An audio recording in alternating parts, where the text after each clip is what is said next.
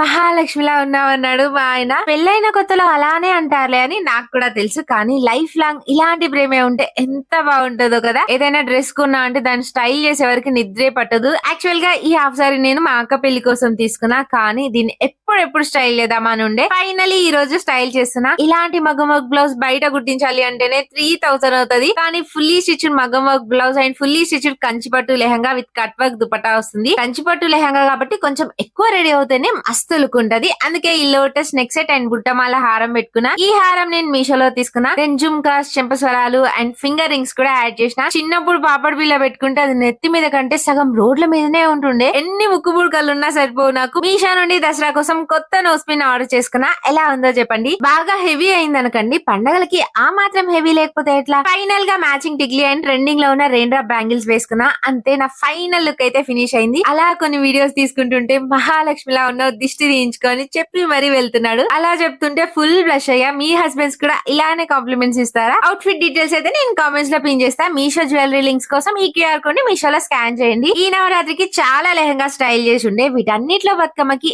ఏది వేసుకోవాలా అన్న కన్ఫ్యూజన్ లో ఉన్నా. మీరు చెప్పండి కదా ఏం వేసుకోవాలో.